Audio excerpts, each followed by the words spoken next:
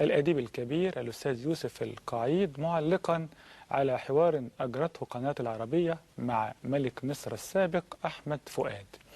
اتكلم على موضوع الملك فاروق ووفاة الملك فاروق.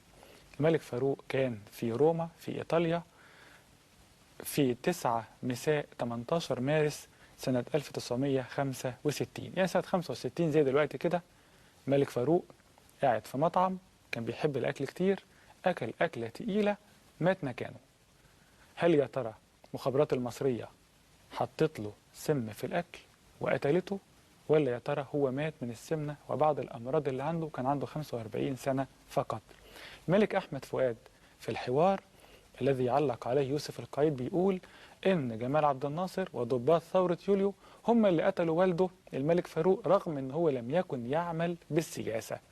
وقال أحمد فؤاد: أنا مندهش إن رئيس عبد الناصر وافق يطلع لي كده شهادة ميلاد فيها إن والدي هو ملك مصر السابق الملك فاروق. وقال إن أنا وقفت مع الجيش المصري في حرب أكتوبر 73 بالتبرعات، ورئيس السادات أشاد بموقفي. أستاذ يوسف القعيد انتقد الملك أحمد فؤاد المتكلم بالفرنسية ولأنه اتهم جمال عبد الناصر وثورة يوليو أن هي قتلت الملك فاروق في روما 1965. في هذا السياق برنامج الطبعة الأولى ذهب إلى باريس والتقى زوجة الملك أحمد فؤاد، يدعوها الكثيرون الملكة فضيلة فاروق. هي في الباسبور فضيلة فاروق زوجة أحمد فؤاد آخر ملوك مصر. مقاطع من الحوار الذي تذيعه قناة دريم قريبا.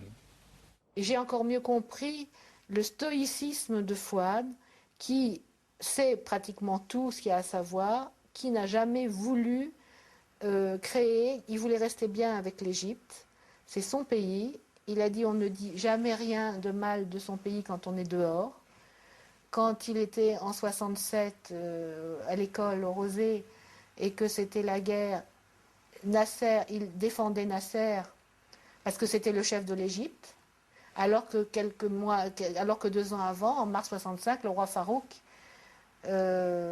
était mort et que naturellement Nasser n'était pas éloigné de toute cette problématique. Donc j'admire beaucoup Fouad qui sait faire la part des choses et qui sait ne rien dire quand il est en classe et que les autres enfants l'ennuient à propos de Nasser, et qui défend l'Égypte de Nasser alors que Nasser est celui qui a fait le plus de mal à sa famille. ملكة فضيلة بتتكلم على إنه آخر ملوك مصر أحمد فؤاد وهو في المدرسة صغير سنة 67 كان بيدافع عن جمال عبد الناصر وعن بلده التي كان يشعر ولا يزال يشعر إن هي وطنه.